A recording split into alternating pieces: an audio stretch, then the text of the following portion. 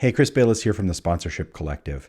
Today's video is actually a short training that I did inside our private Facebook group. Check the comments below for a link to the Facebook group where we have free training every week, tons of templates, and a real community of fellow sponsorship seekers. And of course, if you want us to keep making free videos and free content like this available, give us a thumbs up, hit the subscribe button, and don't forget to hit the bell icon so you get updates every time we release a new video. Check it out.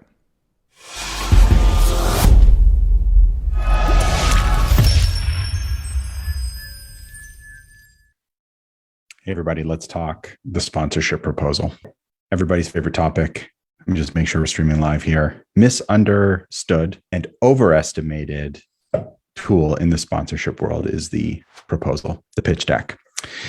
So there's an art to building a sponsorship proposal. There's a way to do it horribly. There's a way to do it really well.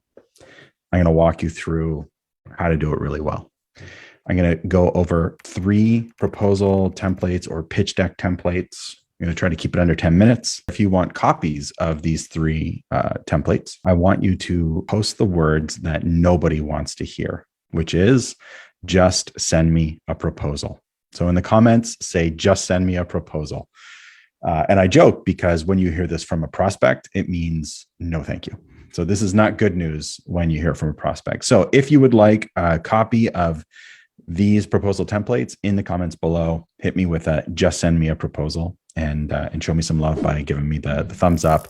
Hit me with the like button if you want me to keep doing these videos every week. All right. So what do most people do with a sponsorship proposal? They jam it full of stuff that no sponsor has any interest at all in seeing.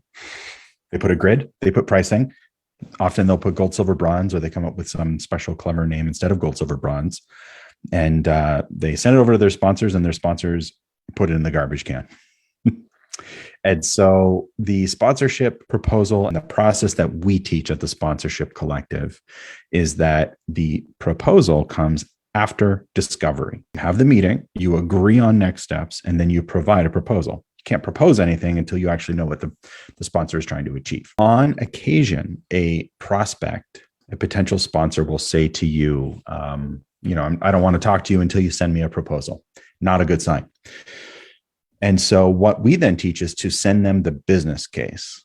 And I'm going to show you a couple of examples of a business case that you can easily turn into a proposal after the meeting. So this is kind of the flow and the process we teach.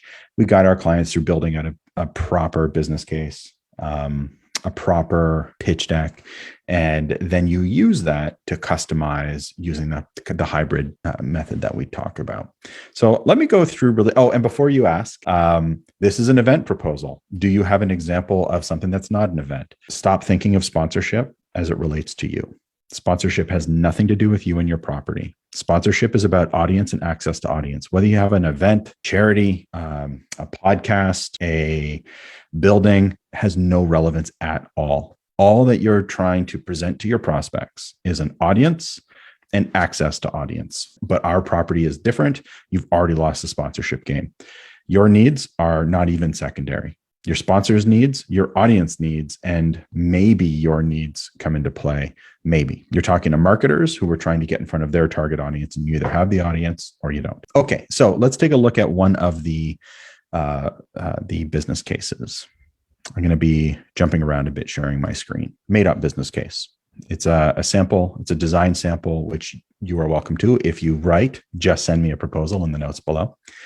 If you're watching this on YouTube, you got to join the Facebook group. Don't leave just send me a proposal below in the YouTube comments. So really simple title page about us. You see how this is 2 sentences? That's all you get to talk about you. Sponsorship is not about you. Then you want to talk about your opportunity, right? Hit the vanity metrics. 1 day, 5 kilometer, 15 stations along the way. That's too many stations for a 5K run. 10,000 runners, 500 volunteers. Now we've moved on.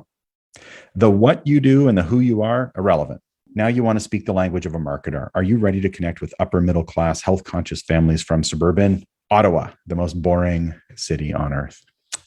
And now present your audience. We want to get into audience as quickly as humanly possible. Otherwise, you've lost the interest of your sponsor. It's not about you. It's not about your history. It's not about your CEO's biography. It's not about what year you were founded. It's not about the type of property you have. It's all about your audience. You want to collect all of this data, 25 plus data points on your audience. You want to know what purchases they're planning to make over the next 18 months. And then you want to talk about your open rate, your media partnerships, whether or not people will actually change a purchase based on working with you, all about audience. Then we move on from audience to audience. So now you're going to build out an avatar or a persona. And so you want to then create at least 3 of these persona, these 3 profiles of your target audience, of your shared target audience. You want to be able to describe who they are, their values, what motivates them, what frustrates them, and what they want. Your sponsors want to see their customers in your audience. Then we move on from audience to audience. Let's talk media and digital presence. You want to talk about your social media followers, your email addresses, whether you have 30,000 or 1,000, size of audience is irrelevant. This is a far more valuable piece of the pie, who your audience is versus how many of them you have. Some of the biggest sponsorship deals I've ever sold, like multi-million-dollar deals, were in front of 150 people. And some of the biggest deals I've sold were in front of tens of millions of people. So you can go very big, or you can get really niche and really focused, and both work for big ticket sponsorship. Then you want to share some examples of the media that you've received and your overall media impressions. Outline some of your media partnerships. Don't have a media partner? Get one. And then you move from audience to how to engage your audience.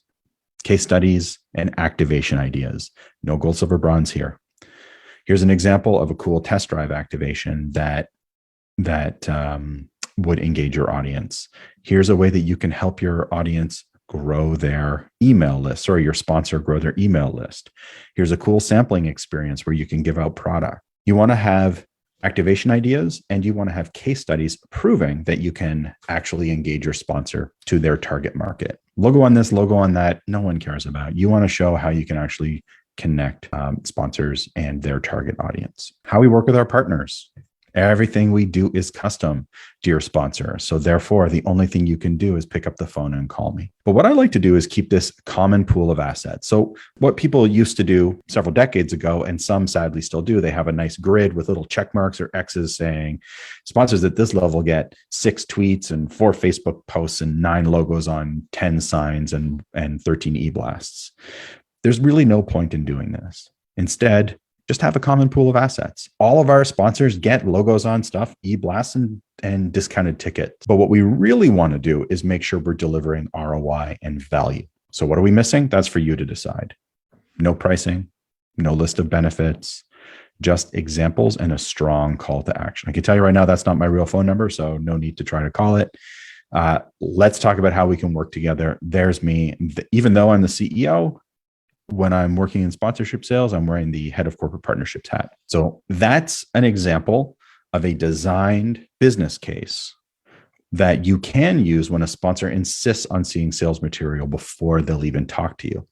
What did you notice? It doesn't actually list any pricing. It just outlines audience. Now I'm going to share with you an example of a business case that I have personally used to close a couple $100,000 in sponsorship.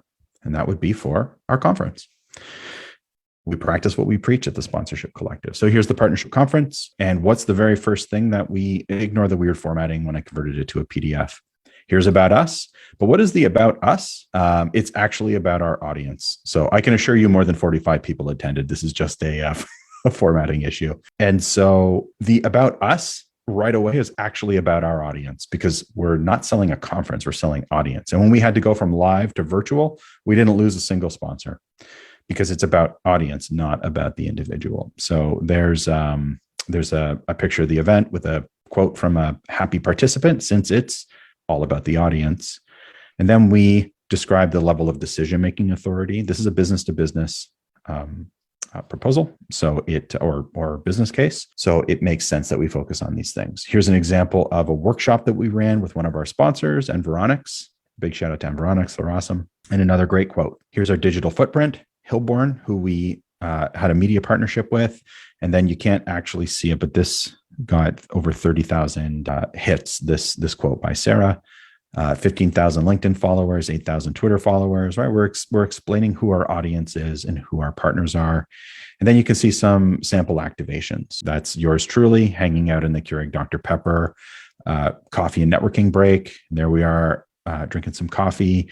Digital graffiti wall, the funnel cake experience with this handsome devil here, and then this is our list of common assets. You can deliver a talk, you can have a workshop, sampling rights, contesting, exhibits, product placement, digital marketing, thought leadership, experiential marketing.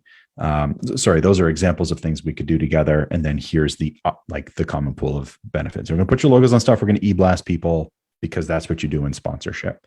Notice no call to action here because we refused to send this to anybody unless we were on the phone with them or on a Zoom with them to go over it together.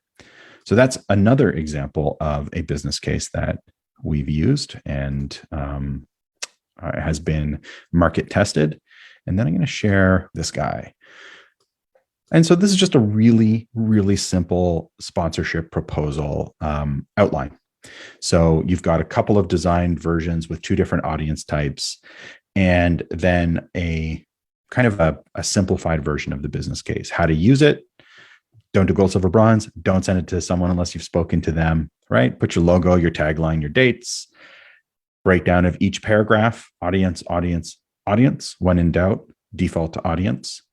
If you're sending out sponsorship packages and not getting a response, you don't have anywhere near enough audience data, and you haven't made a connection with the individuals before you sent it. Outline some assets, list your activation ideas, and then strong call to action. So that's it. Design business case with the full range of things that we recommend. Then you've got the business to business case that we've used for a couple 100,000 in sponsorship, and then the simplified business case document. If you would like all three of them or any of those three, just send me a proposal in the comments, and a member of my team will reach out and get them all over to you. All right, everybody, talk soon.